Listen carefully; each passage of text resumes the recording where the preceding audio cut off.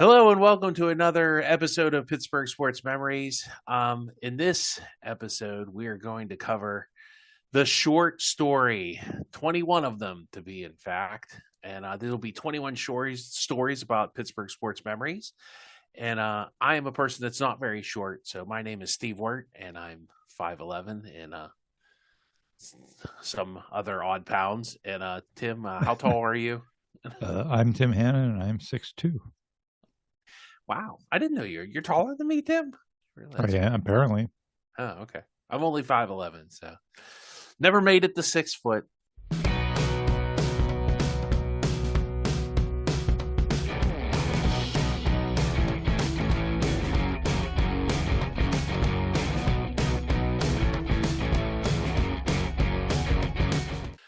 So the short story, Tim, it's truly an American invention. It was refined by legendary authors such as Edgar Allan Poe, Washington Irving, John Steinbeck, F. Scott Fitzgerald. Heck, even Stephen King. The Shawshank Redemption was based on a short story by him.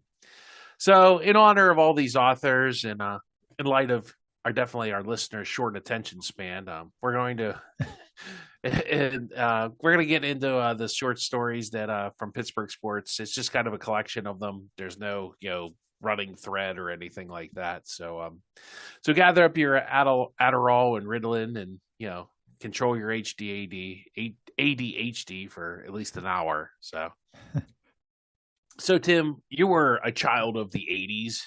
Do you remember what you were doing on May 25th, 1986?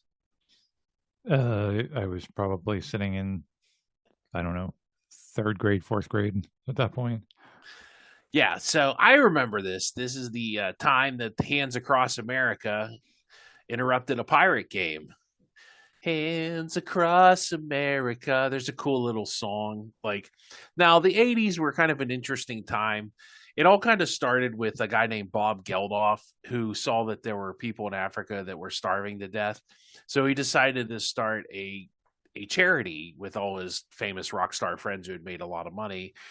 And he started this thing called We Are the World. And they made like a video, and everybody was anybody at that time, from Kenny Rogers to Quincy Jones to Michael Jackson to Bruce Springsteen, wrote a song, and they had a concert, and they raised all this money for like Live Aid Africa or something like that was the name of the concert.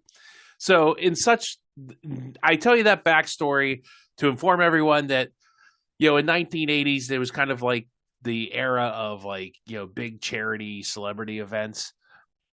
So Hands Across America was very much like this. It was to help hungry children, and who doesn't, nobody wants to see a kid go hungry. And so Pete Rose was the manager of the Cincinnati Reds at the time, but he was also a co-chairman of the project, and he actually wanted to stop the game so they could have like the hand chain go across like Three River Stadium, but they wouldn't do that, so they decided just to play the game. So before the game, they had a ceremonial hand chain, and that went across the field with people like I think it was Dave. Let's see, we had Rick Russell, Sammy Khalifa, Sid Bream, Tony Pena, Bill Allman, who I loved, one of my favorite, and they were joined by Dave Parker, and Pirate President Malcolm Prine, whoever he is. So they did that about 20 minutes before the game. And then at 3:00, when the actual Hands Across America started, they did it across the dugout with the Pirate Parrot and Little Leaguers. Actually, the Pirates had given a bunch of tickets to Little Leaguers, and they stood atop this and they did all this. There's a music video and everything for it. We'll hook that link up in our descriptions of this podcast, and you can watch that and sing along and hold your hands up. The line did make it across. They said if they would have arranged the line correctly, it would have made it from New York to San Francisco or LA. They would have made it to the coast, but I think it was LA. It got a little broken up like in some of the western states because they just didn't have the people spread out correctly. But Okay. even President Reagan gave a do you remember this at all, Tim? Yeah, I remember Hands Across America vaguely. I definitely remember the We Are the World song or songs. And I remember back then the big focus on the starving children in Africa, because our teachers always use that to guilt trip us on eating our lunches. Yeah. There's starving kids in Africa, and you're leaving half a sandwich on your plate. Tisk, tisk, tisk. Right. For his part, Pete Rose, Cincinnati's player manager, who had maybe or maybe not some money grinded on the game, didn't participate in the pregame ceremony, although he is co-chairman of the project. I'm proud to be an American today, he said, and I'm proud of what was accomplished, he said, but I get paid to get my team ready to play baseball game. I'm happy that everything worked out without stopping the game. So nice. Number 2 on our list is Jim Basile. Basile, I think is how you pronounce it. Do you remember this gentleman? Do you know who he is, Tim? Outside of the hockey world, do you know who he is? Yeah, he did the I can't remember the name of them. The portable, the smartphones before they were smartphones. The BlackBerry. Blackberries, yes. He was the inventor of the inventor. He stole over the company and ran the company that did the BlackBerry. If you don't know what a BlackBerry is, it was a phone that actually had a physical keyboard on it. And a stylus. Yep. Yeah, and you could write emails, get emails, surf the internet, all that. And that was like, I don't know, what was that, 2000? Yeah, late 90s, early 2000s. 2000s. Like the iPhone had not come out yet. So. Right. So in 2006 of that year, this guy comes along, and the Penguins don't have financing for the arena yet. And so Mario and Ron Burkle try to sell the team. This guy, Jim Basile, is from Canada. That's where BlackBerry was based out of. He actually bid $185 million to buy the Penguins. But unfortunately, the NHL actually made the right call, and they would not let him move the team out of Pittsburgh. And that was kind of his goal in getting control of a hockey team, is he wanted to move them to, what is it, Hamilton? Yeah, it was Hamilton. Yeah, Hamilton. Yeah. And I mean, which is like, I don't know why the Toronto team would want that, because that's kind of like killing your market there. So, but I mean, maybe, Canada's hockey crazy enough to support 2 teams in that market, maybe not. But, the Penguins, once they saw that, Mario and Ron Burkle were not going, especially Mario, was not going to let the Penguins move out of Pittsburgh. And I think the NHL saw that this was a really solid hockey market, and they would just be kind of like killing it for not much when they could probably get an arena deal. And that's what ended up happening. The team backed out. Mario kept the $10 million deposit that the guy gave him, that Jim Basile gave him. And then he tried this again with 2 other teams. He tried to buy Nashville, which I don't think Nashville seems like a pretty solid market for hockey. Arizona, all right, I can see your point. They never had great attendance, and they never made a lot of money there. And they did eventually move to Utah. But I guess, once again, I don't think the people who own Toronto, or the corporation that own, I don't think it's a person anymore. I think it's like a corporation that owns the Maple Leafs, was ever going to let him move a team to Hamilton. Yeah. So, yeah, and it's a shame too, because all that BlackBerry money was going to last forever, I'm sure. Well, that's funny. When he saw the iPhone, he was like, "Well, where's the keyboard?"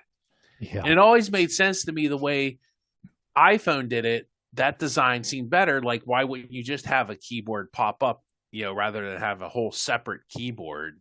Yeah. And it seemed much more efficient way of doing it. And it's so, like, the BlackBerry suffered from, it wasn't very user friendly. Like, where I remember the first time I used an iPhone, I thought, because I was skeptical. I thought, well, why do I need a phone that goes on the internet, or, all this stuff?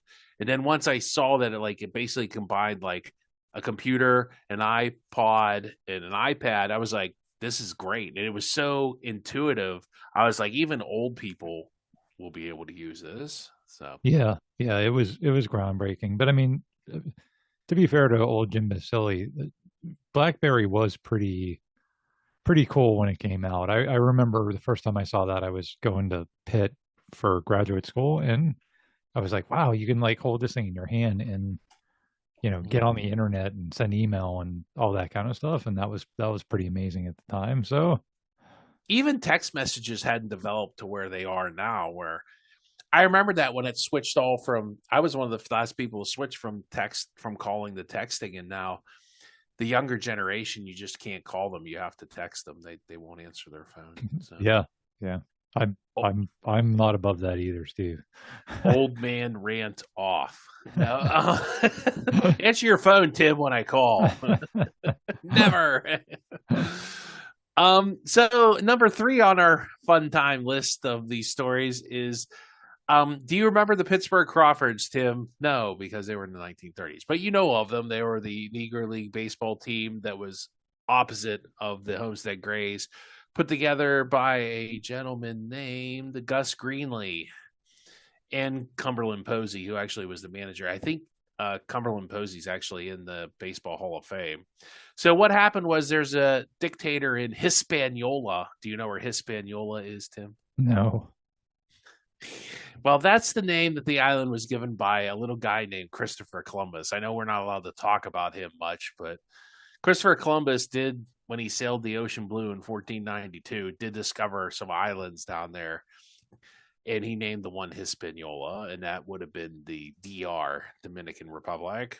Hmm. So in the Dominican Republic, they had a dictator named Rafael Trujillo.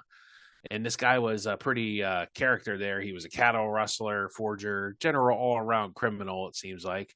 And so he decided to, I guess, show off for his people that he conquered or ran the country. He was going to get the best team that money could buy. So he went out and he gave his agent $30,000, and they went and recruited Satchel Paige, the great pitcher who was playing for the Pittsburgh Crawfords at that point, and offered him $30,000, which they said equivalent to $675,000. Wow. And it was supposed to get and 6 of his teammates. And the guy actually blocked his way out of the car with his limo and pointed a gun at him. It was a pretty offer you can't refuse kind of scenario. So they went there, and I guess they ended up barnstorming. Satchel Paige took more money than he gave the other players, which pissed off all the other players of named, Cumberland Posey, Gus Greenlee, and the other guys. They said Trujillo's henchmen looked like a firing squad, and they're afraid to lose a game because it's kind of like losing a game when you're a coach of the Soviet Union. Yeah. he might not make it back, huh? Yeah. And they had to play against another team, I guess, in this league, and they entered the 9th inning and they blew an 8-3 lead before his team, Crawford's team, or Satchel Paige's team, that pulled out the 8-6 win. And fans rated his performance at best mixed. And when he came back, when Satchel Paige came back to the United States, that nobody was happy with him since he took all that money and played for a dictator and almost got everybody killed. I can't see why people were mad at him. Yeah, I could see that being a problem. At least they didn't have to play against the dictator, because that would have been dicey. Like Kim Jong-un or something. Yes, he hit 3 home runs. Right. He most definitely did. Right. Yeah. Yeah. So number 4 on our list is a gentleman named Roy Jefferson. And you might say, who is Roy Jefferson? Well, Roy Jefferson was a Steeler receiver in the late 60s. He actually made the Pro Bowl in 68 and 69. He was actually a pretty good player. So what happened was, I guess Chuck Noll, when he took over the team, got sick of dealing with him because he had done some things like parking in the staff parking spots, and he had not worn, he would come to practice and be like, "Oh, I'm not wearing my helmet." Ooh. I get the feeling these were passive aggressive things, because it's with a couple of these stories. There's some what I want to say, this is back when the league and the union really weren't getting along, and so this guy was kind of really pro-union and trying to get a better contract. So he stayed out past curfew during a preseason game in Montreal against the Giants. So I guess Chuck Noll just figured, well, I'm kind of sick of this. So he traded him for Willie Richardson from the Colts, who was kind of like a troublemaker on the Colts. And so when this happened, this Richardson guy only played in the preseason, and he only had a verbal contract, I guess, with the Steelers. And he's like, "Why would I renegotiate my verbal contract?" And the Steelers are like, "No, you have a written contract." And they got sick of him acting up, much like Jefferson had been, like very involved with the union. This guy, kind of the same thing. He was like very. He didn't do much. I would say Willie Richardson. They traded him to the Dolphins in Don Shula, and so he didn't do much down there. And they got rid of him, and so they end up trading Roy Jefferson. Now you could say for nothing, but they did get a 4th-round draft pick from the Colts in the original deal when they traded Roy Jefferson for Willie Richardson. And do you have any idea what the 4th-round draft pick that they got, who they ended up drafting? Somebody notable, I'm assuming. Yes, Dwight White. So, Huh. so Okay. it all, in a roundabout way, it all kind of worked out for the Steelers. Roy Jefferson did end up winning a Super Bowl 5 with the Colts. So it wasn't a complete, like, he ended up being a very solid player where Willie Richardson did not. So, I mean, it was just kind of a trade of like, oh, we got this guy that isn't getting along with us on the Steelers. We got this guy that isn't happy in Indianapolis. He was kind of buried on the depth chart. Let's trade our troublemakers. And then that Willie Richardson just caused more trouble in the preseason than he was worth. And they're like, oh, see ya. So, Steve, you're telling me that there were troublemaker wide receivers even before Mike Tomlin? I find that hard to believe. Yes, believe it or not. Yeah, didn't Antonio Brown have like the same kind of problem with his helmet or something like that with the Raiders? And like it's very similar to the Brown thing. So Yeah. Yeah, and that's happened over and over again here and in other NFL places where you can put up with so much if the guy's productive and he's helping your team, but at that point the Steelers weren't very good anyway, and Chuck Noll I think just wanted to change the whole culture. So I get getting rid of him. It kind of stunk that he's a Pro Bowl receiver. You should have been able to get a little bit more for him than they got, but like you said, it worked out. well, I think too, like just him pulling all this little stuff. I think first it was like, I'm in the union and I want this better money, and then you're just gonna pull like petty moves, and you're your first or second year coach, and it's just like, no, I'm not putting up with it. Yeah. That's exactly what happened. So number 5, did you know Jack Lambert and Mick Jagger have a connection, Tim? Ooh, this sounds interesting. Yes. So should I start him up? Uh, Uh, um, so Nick Saban was telling a story. As actually story comes to us via Nick Saban, and he said because Nick Saban played college football with Lambert. They were both at Kent State in the early 1970s. And so Lambert actually he was playing defensive end and he moved to middle linebacker. Now that doesn't it sounds like just a coaching decision. Actually, it goes deeper than that. The Kent State football team would often work security concerts, and heading into Lambert's junior year, the team was doing their security for a Rolling Stones concert in Cleveland. Well, Cleveland being Cleveland, someone decided to throw something at Mick Jagger as he was walking off stage. So the team's starting middle linebacker, a guy named Bob Bender, saw what was about to happen. And what do you do when a pass is in the air, Tim? Pat it down. Yeah, he knocked it down. So, and that obviously like impressed Mick Jagger, and he pointed him out, this Bender guy, and said, "Hey, hire him." So Bender like didn't show up for like football camp, and he was like, "All right, I'm just gonna go tour with the Rolling Stones," which sounds way cooler than playing for Kent State. But it worked out for Jack Lambert because he moved to there, and he actually had a big goal line stand. He tackled the NFL running back in the MAC championship game, Bob Hitchens. And 4 times in a row, Lambert stopped him. So it ended up like kind of launching Jack Lambert's career as a middle linebacker. Wow. So Jack Lambert doesn't end up playing for the Steelers. It's not for Mick Jagger. If Mick Jagger isn't so impressed with Bob Bender or whatever his name is, Wow. I mean, That's pretty yeah. cool. I mean, I can't imagine that Jack Lambert wasn't better than this Bender guy. I mean, what did he ever do after this? I Yeah, but guess. that sometimes that happens where if you don't get the chance to prove it, you know. Yeah. I mean, I hope. Now, Bob Bender definitely wasn't running security at Altamont Freeway later in the Rolling I hope not. Well, yeah, because that was the Hell's Angels. Stones. Yeah. Yeah. Yeah. Yeah. The Rolling Stones weren't very good at picking security people, were they? I think that actually was before this, Steve. I think that was in the 60s Maybe they learned their lesson. Yeah. because that was in the American Pie song. Oh, yeah. Yeah, Yeah. that incident's referenced there. So then that was early 70s, I think. Don't quote me on any of this, but I'm pretty sure that would have been before all this. So maybe you're right. Maybe that's why Mick was like, "Oh, let's get this guy. He seems not only good at deflecting things." He could stop our fans from stabbing each other in the middle of a concert. Yeah, he batted down the object instead of picking up the object and murdering the guy with it. Fair enough. Number 6, Tim, and I know you experienced this because I sure did. The 2008 Sun Bowl. Yeah, classic.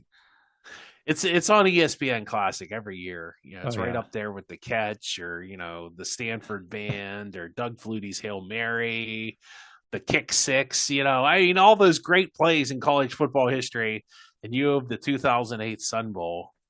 So, I mean, about the first quarter, I remember there was a pass by the quarterback for Oregon State, and the linebacker from Pitt dropped the ball, and it would have been an easy interception and touchdown. I thought, well, that happens. I'm sure Pitt will get other chances at the end zone.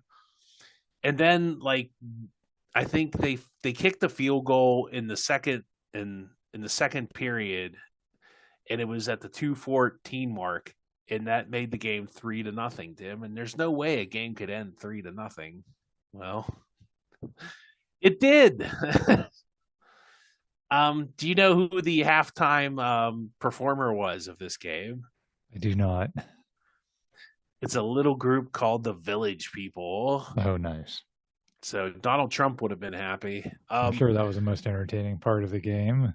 Well, yeah, they actually during halftime they made the Guinness World Record for largest YMCA dance featuring the Village People. Nice.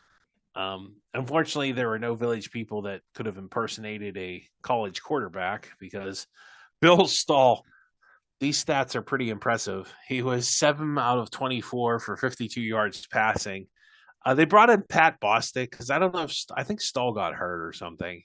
And Pat Bostic was 2 for 3 for 37 yards. LaShawn McCoy wasn't much better, 24 attempts for 85 yards. I just remember at the end of the game, like they started just running the Wildcat. They were just like, okay, it was like Pat Bostic was like your little brother. Just go over there and stand. Just go over there. We're gonna play football over here. And it's probably one of the most boring and frustrating. Connor Lee missed a late field goal at the end of the game to tie it, which I mean that would have been the only justice in the world. Is this game going into overtime? 3-3. God help us.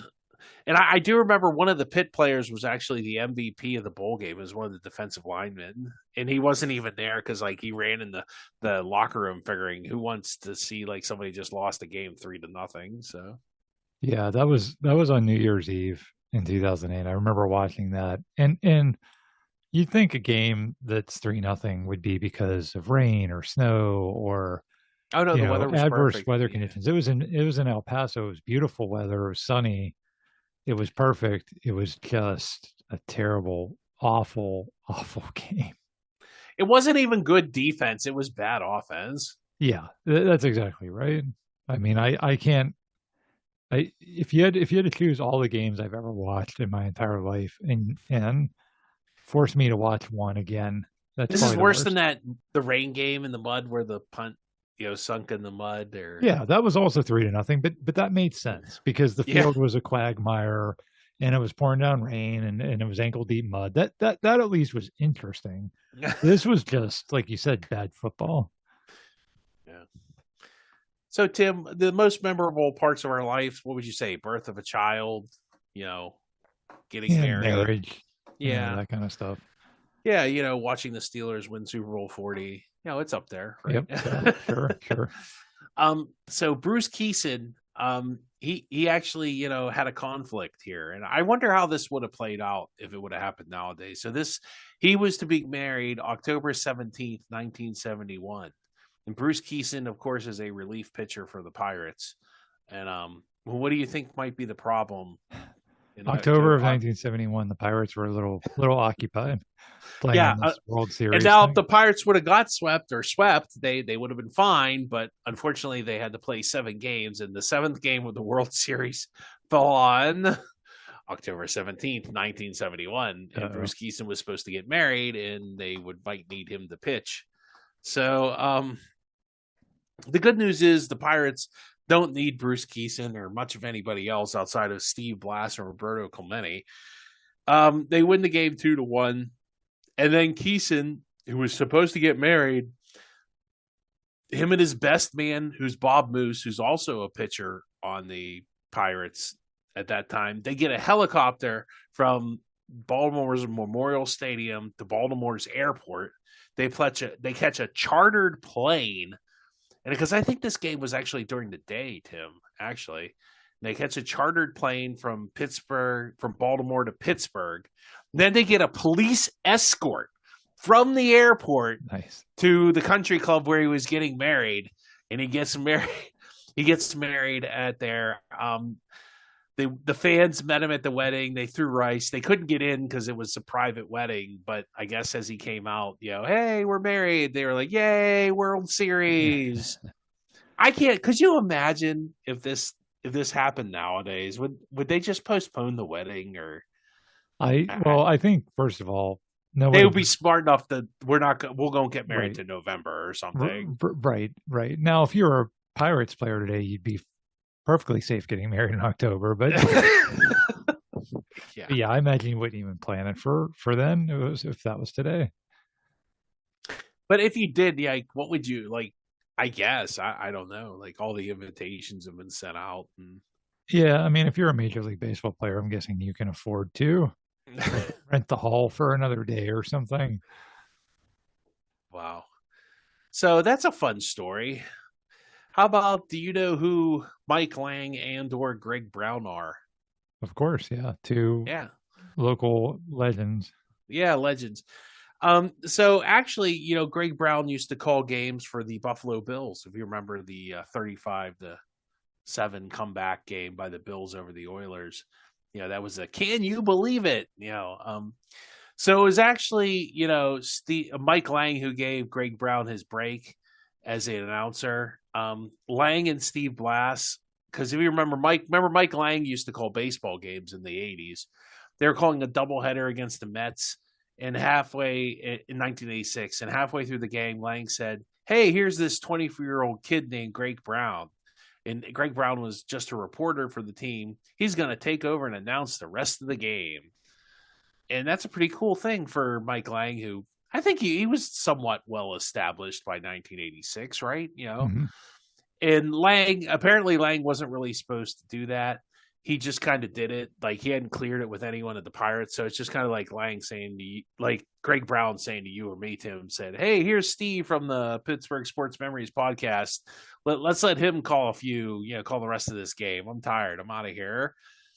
So, Brown calls the rest of the game and ultimately becomes the Pirates' primary announcer. I mean, many years later, 10 years or so later. So they must have been impressed with his, ability to cover up bad baseball. So, although I think if you listen to Greg Brown now, you can tell he's like just given up.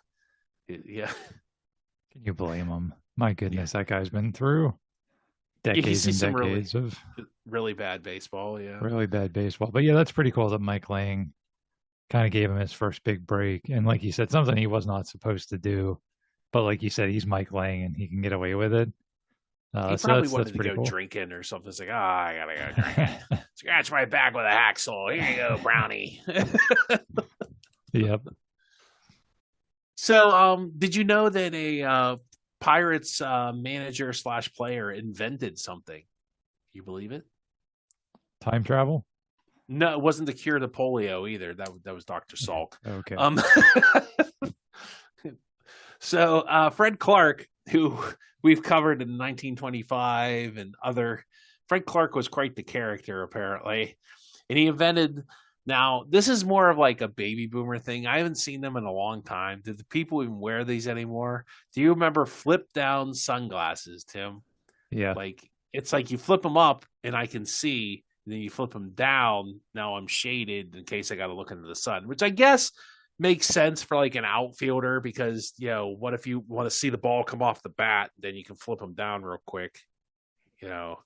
But apparently he invented these way back in 1913, which is crazy. He came and devised a cap. It actually was a cap. I guess it kind of like clipped to the cap, and you bolted it right into the. Oh, he actually bolted it right into the brim. The true sunglasses didn't catch on until Foster Grants hit the market in 1929, and polarized lenses became available in 1936. So I don't know if these were like welding glasses or something, but well, he had a patent on it, right?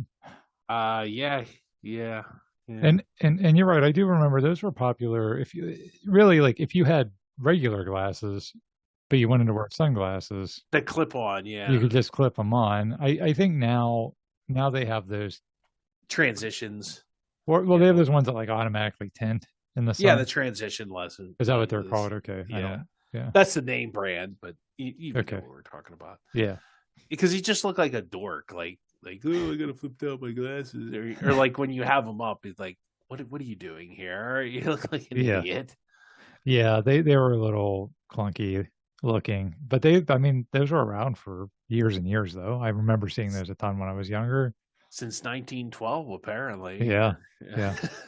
Bolted to your hat, so I guess you were stuck with them no matter what. I don't know if Fred Clark made much money off of them, but hey, whatever. So for number 10, and we're moving right along, we're going to talk about a gentleman named John Stallworth. He's in the Hall of Fame. He's a Steeler wide receiver. But before all that, he was playing at a little college called Alabama A&M, which not a lot of people would scout, but Bill Nunn did go to these colleges and scout. And so the day they get there, they have this organization, if you remember Blesto, I guess at Jack Butler's. And it was the Bears, Lions, Eagles, Steelers talent organization. Well, everybody's watching, and it's a rainy day in the mud, and they're like, John Stallworth doesn't look very good. And so Bill Nunn, I got a feeling, this is just a bad day to really judge somebody's speed and talent. So he was like, Bill Nunn's like, oh man, I'm feeling good, not good. Oh my gosh, I think I have the flu from all that rain and stuff yesterday. So he stays back and he watches Stallworth, and he's impressed. And he obtained film of John Stallworth's highlights for the entire season. Now, this film was supposed to be sent around the NFL. You got to remember, this is a small college in the 60s or 70s. So there isn't a lot of film of this Alabama A&M. So not a lot of people know about him. So as a result, the Steelers kind of have the inside track. And then in the championship game, I guess the All-Star game, the coaches played Stallworth at defensive back. So nobody knows anything about him, whether he's a good wide receiver, a bad wide receiver. So, that's kind of they've kind of pulled the wool over everybody's eyes, and they're able to draft Stallworth pretty late in the draft. So. Yeah, that's amazing. And how would you ever have film on a college like that? You'd have to get it. That's if the college even had film themselves. Right. And it isn't like today where somebody just film it on their phone or whatnot. It might not be quality, but at least you'd have something. Well, and even today they put it on, some YouTube, or a local cable channel or something. There's plenty of. Especially if it was a player that had NFL prospects, they'd have plenty of footage. But yeah, that's interesting. Back then they didn't, and yeah, I love that story that the film mysteriously vanished. Yeah, vanished into the back seat of Bill Nunn's back car. Yeah. So that story kind of dovetails into our 10th story, which is how Lynn Swann almost ended up a Dallas Cowboy. So instead of Terry Bradshaw, he could have had Roger Staubach. Instead of John Stallworth beside him, he could have had, what's his name? Drew Pearson. So because of the Stallworth situation, the Steelers were debating what to do because Chuck Noll really wanted Stallworth. It was kind of like, we know how good he is, but none of the other league knows. So they were debating, should we take him with this pick or can we wait later? Are we going to lose out on him? But what they did know was Lynn Swann was pretty good. And because Lynn Swann played at USC, all the teams kind of knew about him. So that was the debate. So they waited.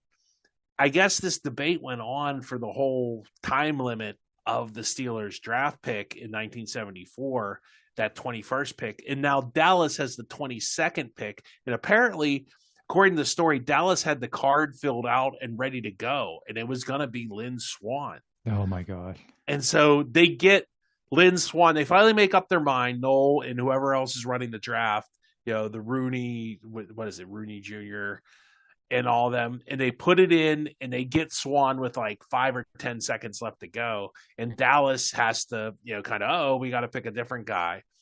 And that's why I say, like, you got to tell the Stallworth story first, because that kind of influences this story. Because if more people knew about Stallworth, they obviously thought Stallworth was the better player than Swann. And they would have taken Stallworth if they would have thought, Dallas or somebody else was going to pick them before they would get to. Yeah, that's crazy. Like, especially given how much he beat them in the Super Bowl. Like, he's the year later, he's the MVP of the Super Bowl to beat Dallas. And he was 5 seconds away from being a Cowboy. Yeah, and I think the Cowboys would have been pretty good with him and Pearson instead of Golden Richards. Richards, yeah. And and with they had a pretty good team in their own right. Does that swing maybe a Super Bowl another way for Dallas's direction? I don't know. So, but don't feel too bad for Dallas. Do you know who they took instead of Lynn Swann with the 22nd pick? Randy White. Close. Ed Too Tall Jones from another small college. I think it was Tennessee State he played for. Okay. Yeah. Also a pretty good pick. Yeah. So it wasn't like they totally missed the boat on anything there. Yeah. Well, now we're going to come to, I guess this is this is probably the second most or one of the more tragic stories on our list. It all can't be sunshine, rainbows, and puppy dogs, Tim. Sometimes life happens. And on October 11th, 1959, Bert Bell passed away at it was actually at a game. It was Steelers playing in Philadelphia at Franklin Field. He was the NFL commissioner at the time. He had been one of the founding members of the Philadelphia Eagles, and he was one of the founders of getting Pennsylvania to play professional football. He was one of the people that helped repeal the blue laws. So who is Bert Bell? He had played college at Penn, the University of Pennsylvania, from 1914 to 1919. He was a pretty decent player. He was also a World War I veteran, and he got a letter of accommodation for hazardous duty from General Pershing. So he was pretty up there. Like I said, founder and member of the Eagles. And then he had been commissioner since 1949. So in 1959, he's been commissioner for 10 years. And I think Bert Bell is the one who also came up with the reverse draft order. Like you finished at the bottom of the league, you got to pick first. So that's a revolutionary. Like, his ideas really revolutionized the way sport's been played.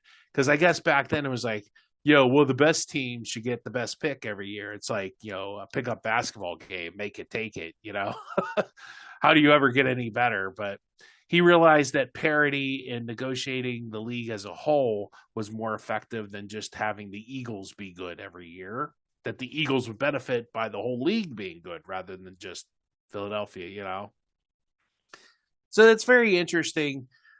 He has a mild heart attack in February of 1959, and his doctor actually recommended he shouldn't go to football games. But Bert Bell, in a quote that actually kind of, I would say, a prophetic quote, he said, "I'd rather die with my boots on than with them off in bed." And another cool thing, and I always thought, which just will never happen, if I ever had like $1 billion and owned like a team, I'd be like Mark Cuban. I wouldn't sit in the front row, but I'd go and sit in like the cheap seats or like down in the end zone seats. And that's where Bert Bell liked to sit. and he'd like to sit with all the fans. I guess that could be like you could be taking your life in your hands if they lose, but whatever. People are people. Um, he is unfortunately he died actually during the game, like we said, during the fourth quarter. His sons, Burt Bell Jr. and George, were at the game. They're actually at the game, but I don't know if they were sitting in the box. They weren't sitting with their father, and they saw the ambulance come onto the field, and they were like, "Oh my goodness, who's the ambulance for?" And they're like, "It's for your dad. You better get down here." So they were all very heartbroken, and he actually made it. There was a doctor in the stands that tried to attend to him, but he said he was very blue. And you got to remember, this is like 1959, so nobody knows how to do CPR. There's no AEDs at the stadium. All the modern medical equipment, like the best they had to restart a heart was a cardiac injection. You know, if you remember Pulp Fiction, where they stab her in the heart, that's basically you stab her once or three times, not one time. So it didn't work. The poor Bell, he dies in the hospital, you know, leaving his family without a father, sons without a father. And just for good measure, the Eagles do win that day. Norm Van Brocklin outduels Bobby Lane, and the Eagles win 28-31. So kind of a sad story there.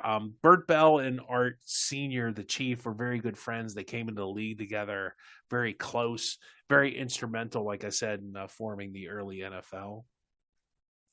Yeah, that's a sad one. Burt Bell actually co-owned the Steelers for a very brief time with Art Rooney, and that whole thing about the inventing the draft, which, like you said, is not only used by the NFL but every other sports league as well. That all happened at in Pittsburgh at the Fort Pitt Hotel in Pittsburgh. The owners all gathered there for their whatever their like annual meeting, and that's where he pitched the idea of doing a draft with the team with the worst record drafting first, and then so on. Yeah, pretty significant figure in the history of sports. Yeah, and kind of unknown. Like you don't really hear a lot about him. You hear a lot Mhm, about Pete Rozelle or even oh Paul Tagliabue, who just passed away. mhm. So getting back to a little less serious story. I mean, I don't consider it very serious. Maybe if you're an animal lover, you'll consider it more serious. For our 13th story, lucky number 13, during the pregame for the outdoor series, if you remember, it's February 25th, 2017. The Penguins are playing, I do believe, was it the Flyers or the Capitals? I think It it was was the the Flyers. Flyers, yeah. Yeah. And so the Penguins thought, well, this would be really cool. We're penguins. Let's have some real penguins from the zoo come out on the ice and waddle around and do penguin things. And so if you ever heard of PETA, People for Ethical Treatment of Animals, or I always like people eating tasty animals, which is um they said a strongly worded letter, and the word letter said it is inherently stressful for wild animals like penguins to be hauled around, used as props, exposed to noisy crowds, and with or without explosives going off. The only penguins on ice at Heinz Field should be humans on skates. Will you please let us know that you won't use live animals for promotions in the future? That was PETA's, complaint, and the zoo responded. The penguins who attended the Winter Classic are some of the same penguins that participate in our weekend penguins on parade event. They are very comfortable around people and noises. The zoo said that as for the reaction to the fireworks, I guess the fireworks went off and PETA said they were scared. He said the fireworks lasted less than 10 seconds before the birds were back to playing on the ice. The penguins were terrified in a flight response. There's simply no refuting that. I don't know. Were they inside the penguin's head? Did they know what the penguins were not afraid of? And they were frightened and attempted to flee, Tim. If only those poor penguins could fly, they could have flown back to Antarctica and never seen Pittsburgh ever again. But PETA said do better by the animals. And they do have like a meet and greet with the penguins. So I don't know, not, well, not Sidney Crosby, like penguin, like Emperor Penguin, where you can touch them and stuff. I mean, I don't know. I think they just, PETA gets too wonky sometimes. There might be some people mistreating animals, but I doubt this is the case. Yeah, PETA's one of those groups that I think a lot more people would get behind what they do if they could pick their battles just a little bit better. Overplaying your hand. Well, and they also, I think, intentionally look for what's going to get the most, media attention, and that was a big event in Pittsburgh, so that would get attention if they complained about that, as opposed to something that was maybe a lot more legitimate that maybe people wouldn't have paid attention to. I was at that game, Steve, and Were the Penguins terrified? I did not check on them personally. They Did you ask them, "Are you okay?" they Are you looked okay, scared? Steve, but Penguins are notoriously, I tend to isolate their feelings. So, So it's um, just very stoic about the whole thing. yeah, no, I don't know. The fireworks were like national anthem, like bombs bursting in air, and they did the thing where they fire them. They do that at Uh, Steeler games all the time too. It wasn't like a big fireworks show. It was one of those. So when they said less than 10 seconds, I think it was like one of those deals. So I don't know. Hopefully the Penguins were okay. I'm an animal lover. I would hate to see an animal get used for a purpose that scares them. I would think the Pittsburgh Zoo of all people would be very careful and selective about what they're doing. They wouldn't just do something irresponsible. yeah, I think the Penguins were just fine, and Peta needs to go get a life. So for number 14, what's the best, best friends, right? Me and Tim, right? Yeah, there you go. I don't know if we're as good of friends as apparently Ben Roethlisberger and Max Starks, but there's some sort of weird, special, not weird, but it's just a very special bond they have. Um, Ben Roethlisberger actually gave up some salary to get Max Starks. I remember after the game-winning drive in Super Bowl 43 that Max Starks compared Ben Roethlisberger to Michael Jordan. Um, Ben one time, I guess Max Starks was hurt or in some sort of contract negotiation, actually wore his 78 jersey, which is Max Starks' number. And they both came in the league at the same time. And, I guess they just, very close. And, he was his left tackle for many years. And Ben really got along with him for whatever reason. Yeah, that's cool. Yeah, Ben was always very complimentary and talked a lot about his offensive linemen, even when they weren't very good. Which those early years there were some bad offensive lines that he had, but Max Starks was one of the good ones, and he and Starks were always very close. All righty. Bill Madlock is Pirates manager, Tim. Bill Madlock was a third baseman for the Pirates in the late 70s, early 80s. And then one day, Chuck Tanner decided, hey, I'm going to let Bill Madlock fill out the lineup cards. Or, no, Chuck Tanner filled out the lineup cards and let Madlock make all the other decisions. So, like when to change the pitcher, who to pinch hit for. And Tanner said, it's good for him. Someday I think he'd be a fine manager. It was good for him to be able to do something like this on the last day of the year. He got his feet wet and got a chance to see what it's all about. During the game, I'd walk back and forth and say to him, do you want to do this or that? And he said, yeah, make that move. It was kind of like I was kind of like a counselor for him. That was pretty cool, Chuck Tanner, to like bring a guy along like that. And for his part, Bill Madlock did end up being a coach with the Detroit Tigers in 2000, 2001. He reunited with former teammate Phil Garner. He was invited by Omar Moreno to coach in a professional league in Panama City, Panama. In 2003, Madlock was hired to manage the Newark Bears of the Independent Atlantic League, where he went 117 and 134 during 2 seasons. In 2013, he was announced as the manager of the Independent League Tiffin Saints. So, I mean, he coached in the minors for a little bit. It's hard to become a big league manager, but that's pretty cool. Pretty cool for him. Yeah, that's similar to the Mike Lane, Greg Brown thing. Although it would have been a lot better if Chuck Tanner would have been like, "I'm going to go off to the bar here. You Yeah. you decide when to pinch hit this guy or whatever." Yeah, Chuck Tanner was actually kind of like classy and cool about it. He like, Yeah.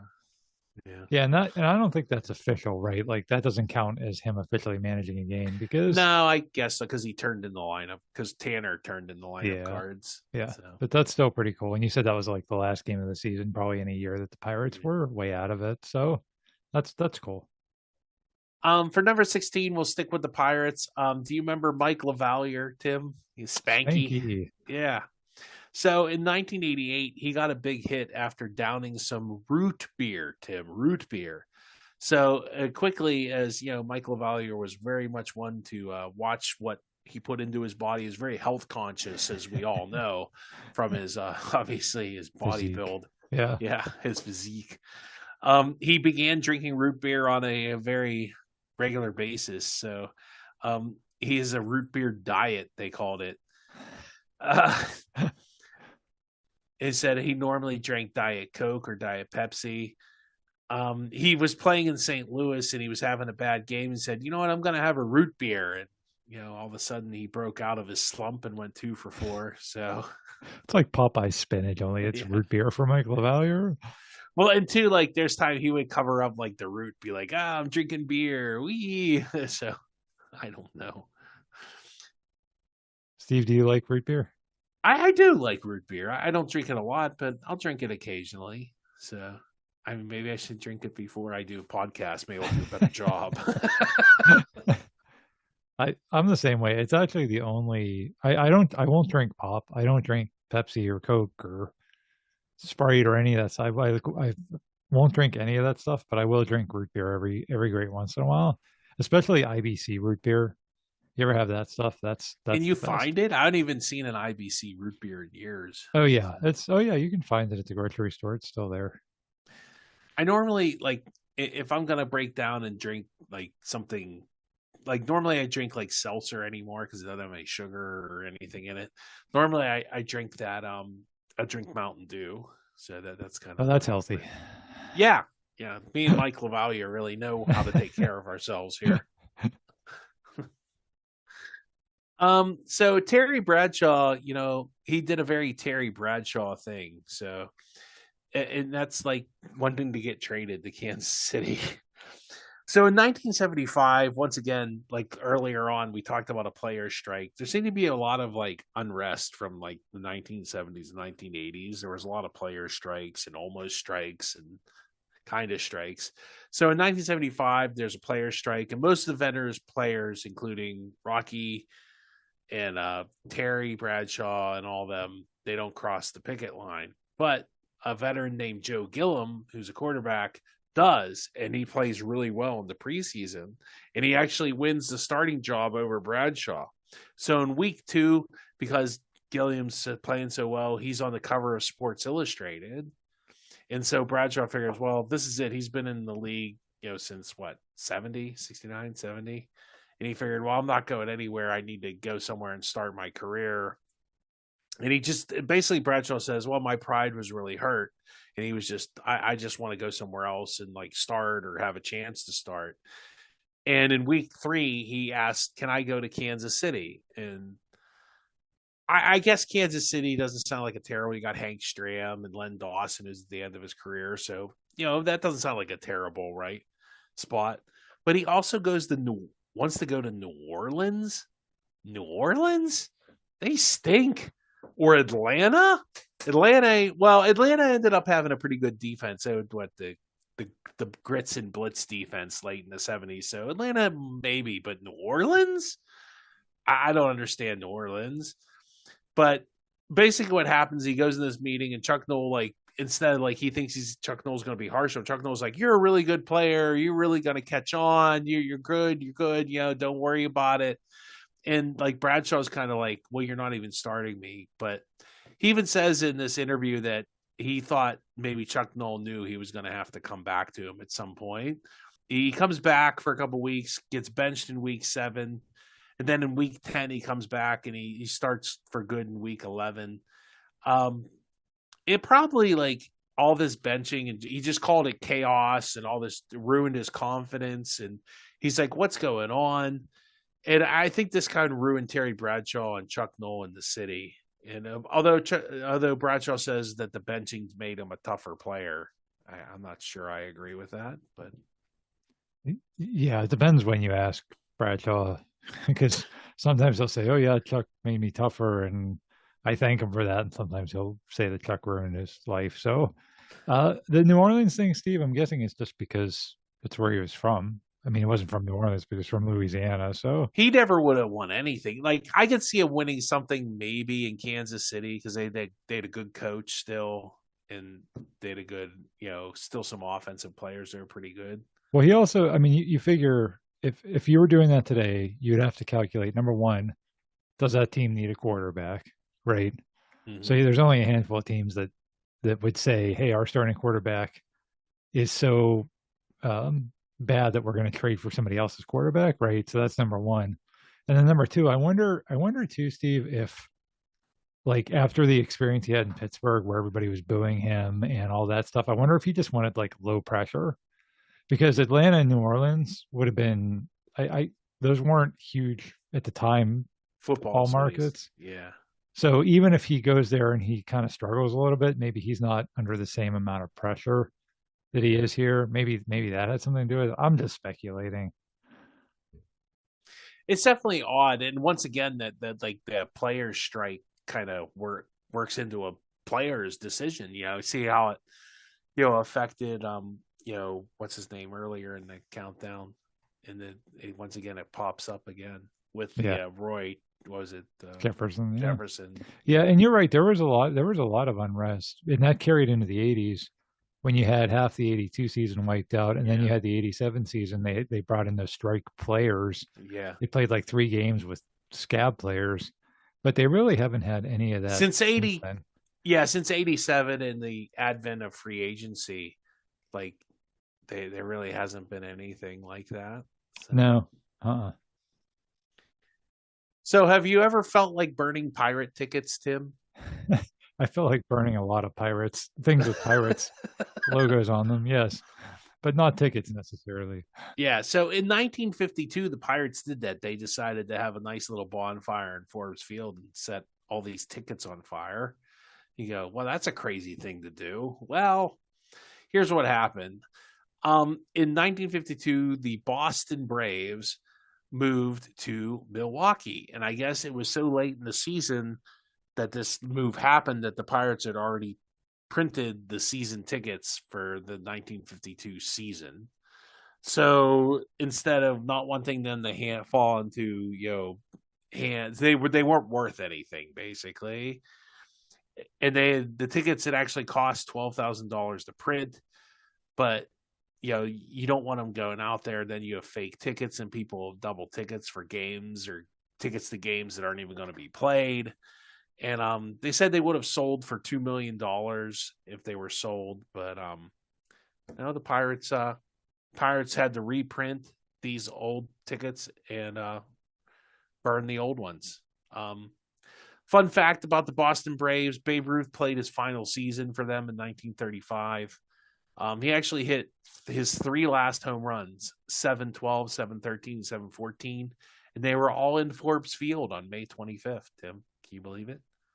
If It's you listen crazy. to our other podcast, yeah, some guy found the baseball in his backyard of 7-14. So, you know what else? There's another Pirate connection to the Boston Braves.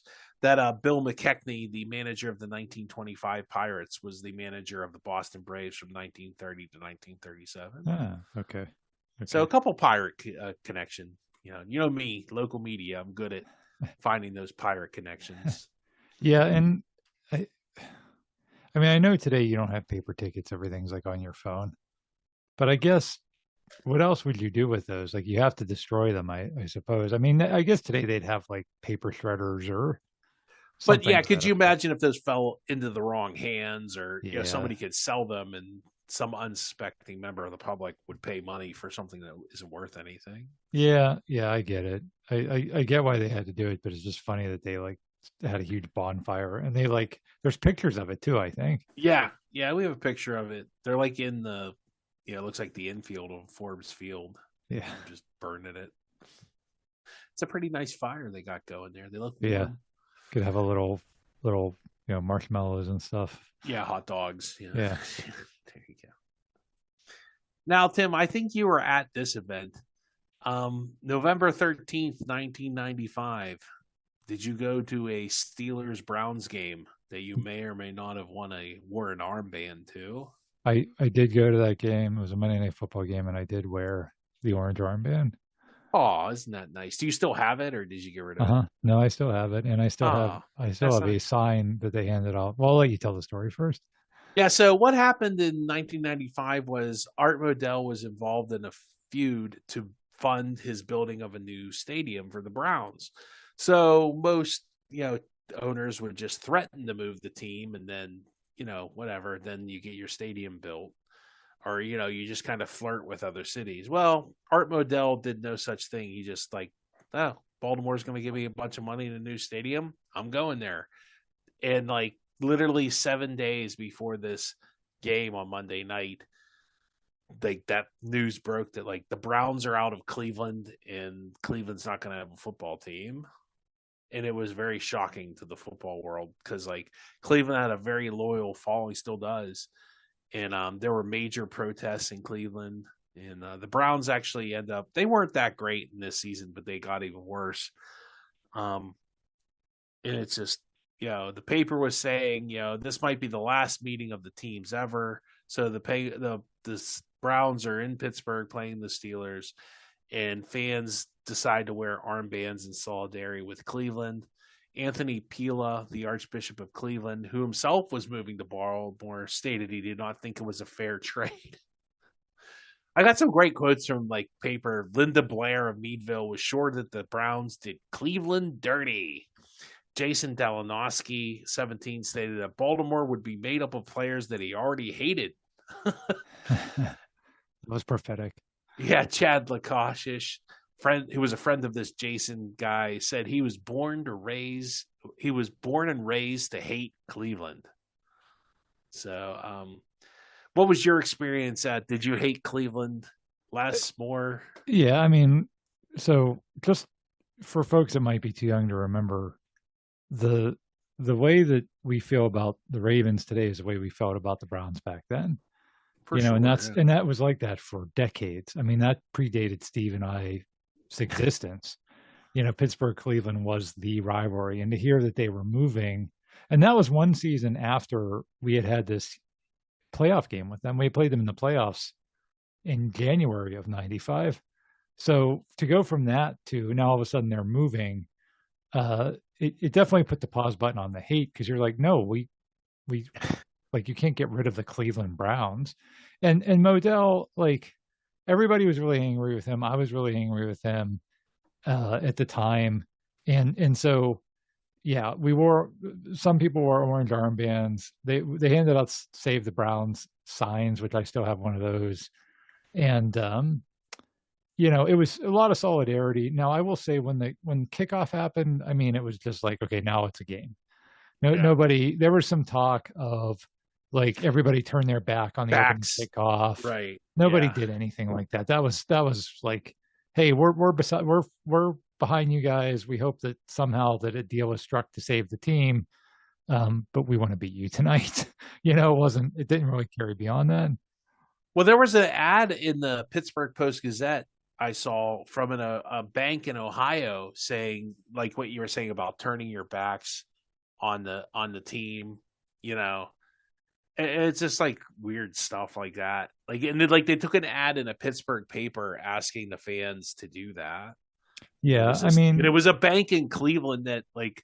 How would I ever do? I don't think I do much banking in Cleveland. It was like Ohio Valley Bank or something. yeah, yeah. Everybody was angry. I get it. And again, I was with the people of Cleveland. I think a lot of people were. They took an ad in a Pittsburgh paper. That's just odd. Yeah, yeah. It was a weird time, and of course the Browns ended up moving, but then the NFL makes a deal to give them a team back, and Modell, like I said, everybody was mad at him. But boy, looking back on that, um, the city of Cleveland did really kind of hose him over. But he should have played hardball back. I think that's the only thing Yes, I would have said. I would have met in Baltimore very publicly. yes, And yes. like, oh look, they got this stadium here, and da da da, and we're gonna start. If you don't start negotiating, we're gonna move to Baltimore. It's supposed to be a little bit of a game.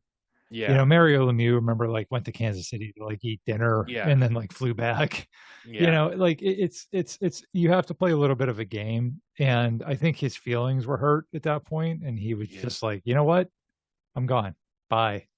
And I think he just wanted to stick it to the politicians, but that's not Not who he sticking was it to the sticking it to. politicians who are going to be out of office Unelected. in 2 years. Yeah. I mean, he just went way too nuclear. Like, he had legit reasons for being upset, totally legit reasons, but he went way too nuclear. I'm sure there's a lesson in there somewhere, but damned if I learned it. Yeah, well, the really sad thing for the people in Cleveland is the Baltimore Ravens have won Yeah, 2 what Super Super Bowls Bowls. and are probably one of the 5 best run organizations in the league. I mean, I hate to say that, like, have it be recorded, but it's true. And that could have been Cleveland the whole time. And yeah, well, that's the story of Cleveland sports, though. By the way, the Steelers win on a 20-3 on a pretty nifty play by Cordell Stewart. He runs from one Yeah, sideline to the other. And the yep, bonus point is Bill Belichick was there too, and Nick that's right. Saban and Jim Yeah, Schwartz and all them. So yeah, they actually played each other. I want to say 2 weeks later in Cleveland, and that was the yeah, official last game until they came back into the league 4 years later. crazy. So moving on to more fun stuff. Have you ever been charged with assault, Tim? Not recently. Have you ever assaulted a costumed character? No. Okay. Well, on July 9th, 2003, Randall Simon thought it would be a great idea to lightly, and I will say this because this is totally an overreaction by everybody in Milwaukee, the Brewers organization, and I just forgot how much I can't stand the Brewers. Like he taps the head of the chef's hat of the Italian sausage in a sausage race. So much like we have the pierogi race, the Washington Nationals have a president race.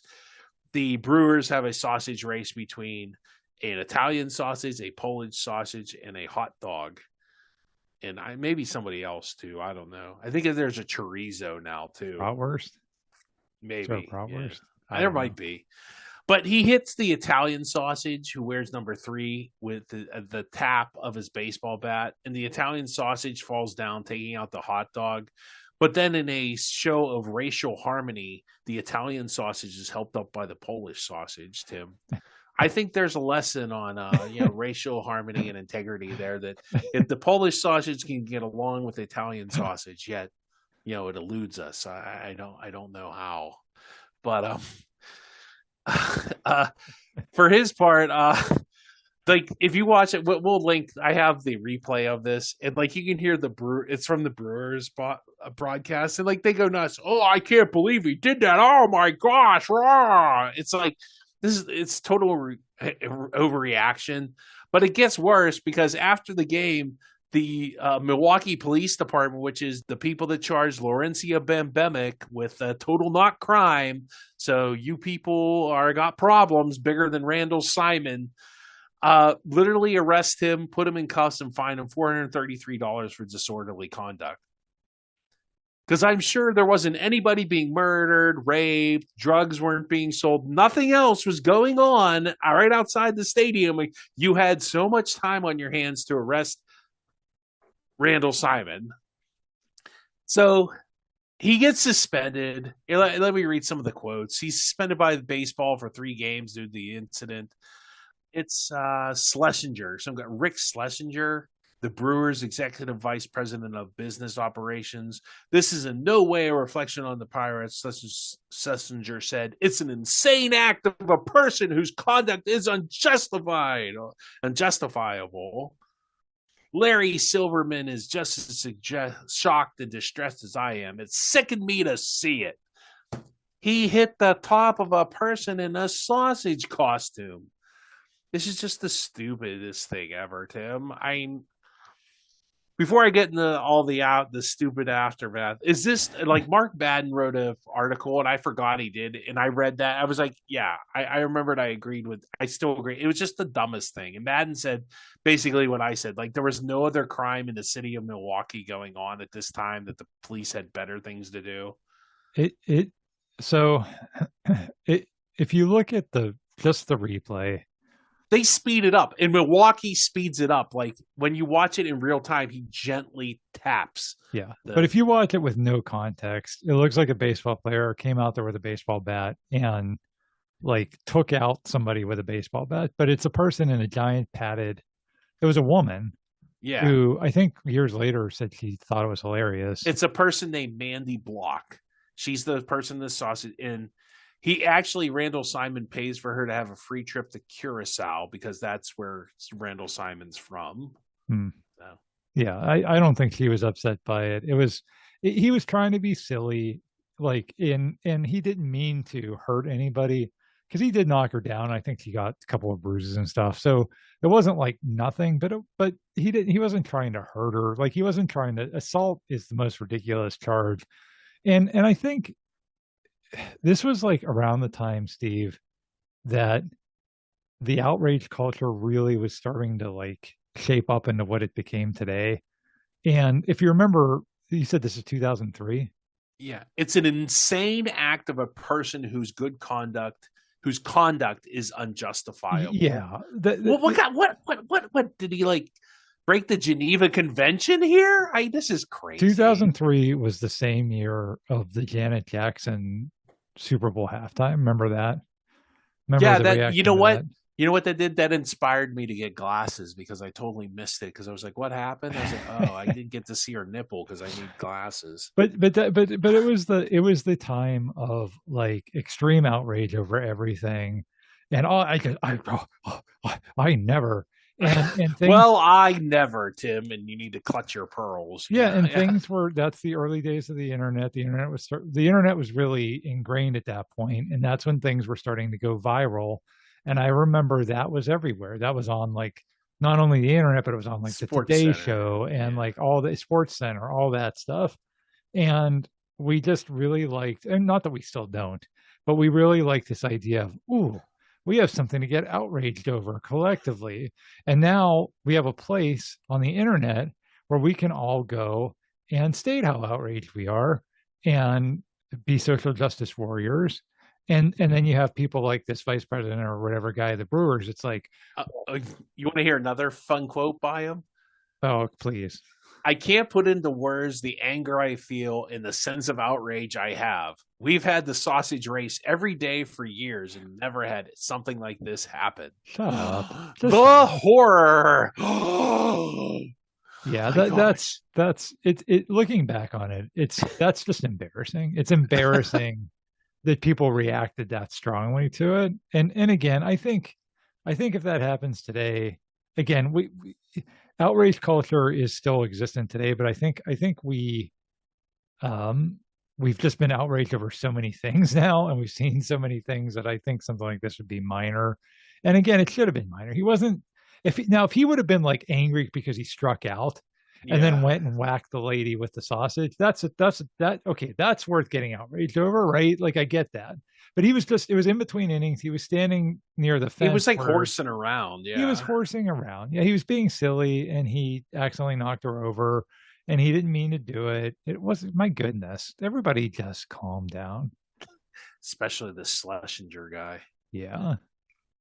Rick Schlesinger. He's the bad guy. Well, anyway, the sausage did come back to PNC Park later in the season to race the pierogies. I don't know. The Pirates did win 6-3 on that Friday night, August 15th, but I don't know who won the pierogi race. Randall Simon did get traded to the Cubs later that season, and Dusty Baker like pretended to like stand in front of the bats to keep Randall Simon away from the sausages. So nice. Yeah. Back to a more serious and final story. Since this is our 21st story, there's only one person this could really be about. And that'll be Tom Walker not getting on a plane to Nicaragua. You might say, who's Tom Walker? Well, that would be Neil Walker's dad. So what had happened was there was a earthquake in Nicaragua, and Roberto Clemente, being the humanitarian that he was, had loaded a plane full of supplies, and they were going to fly it down there. And I guess Tom Walker had helped them load or whatever, was involved in this, and was pretty tired. And Clemente was like, "Well, you just stay here. I'll take the seat. I'll go with this one, and you just catch the next one, or rest or whatever." And of course, what had happened, everybody know that plane had wrecked in the ocean, and Roberto Clemente died. So what happened was Tom Walker's quote, "I can still see him standing on the ramp to the plane, and I was talking to him." Tom Walker said, "I'm probably the last ball player to see him alive. As I worked my way back to my apartment that evening, the person across the street from me came over to tell me that his plane had crashed and there's no survivors. Well, there's no English-speaking radio station in Puerto Rico, and there's no ESPN, there's no cell phones in 1972, so I thought, this cannot be." I mean, just kind of a weird. Also, was Neil Walker was interviewed in this, and I mean, imagine if Tom Walker gets on that plane. There's no Neil Walker. It's very like what I want to say. It's a Wonderful Life, kind of thing. So, just a very tragic event. It's always sad. What would have been if Roberto Clemente would have lasted, a few more years? Would they have maybe beat the Reds in one of those World Series, one of those championship games that they lost? So you never know. And just kind of one of those quirks in history, what would have happened, or, what could have been. But, definitely respect Tom Walker for, giving that interview, and Neil Walker. We all appreciate Neil Walker. He had a great career here in Pittsburgh, and, he's great on the broadcasts when they have him on there. And just, appreciate him, but definitely a sad story that Roberto Clemente died on that plane crash. Yeah, I can't imagine like being seconds away from getting on a plane that went down, and then deciding kind of last second to not get on. That's that in and of itself is crazy.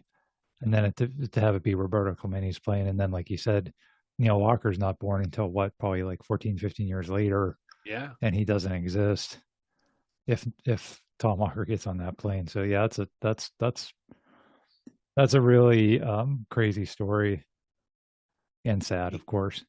Yeah, I mean, they all can't be happy ones, and that's how we're going to end it. But it's good to remember the good things about Roberto Clemente. His, was it 3,000th hit, and all that good stuff. Him standing at second base was kind of the lasting memory in baseball we have of him. And he died trying to help people. I mean, that's the most. Yeah, that's the best thing you can say about him out of anything. He died trying to help people. Such a good, positive person, and good role model for everybody involved. Well, that brings us to the end of our 21 short stories about Pittsburgh. The best I can say about it was there was a whole lot of stuff that happened. You want to catch us on Facebook, you can comment on any of these stories, if anything to add, or any criticisms or any compliments. We always appreciate that. Please give us a rating on whatever podcast service you listen to us. Spotify is always popular. We're on every different one, Tim. You can check us out on our webpage. Well, I'm sure we'll have the Neil Walker story linked on there. Maybe we'll definitely have Randall Simon hitting a sausage, and you can determine if you're outraged and you need to clutch your pearls. So if you watch that video of Randall Simon, make sure you're wearing pearls so you can clutch them and be very offended. But what isn't offensive is you guys are the fans, and we love that you listen and you keep us going. And we'll definitely talk to you next time on Pittsburgh Sports Memories.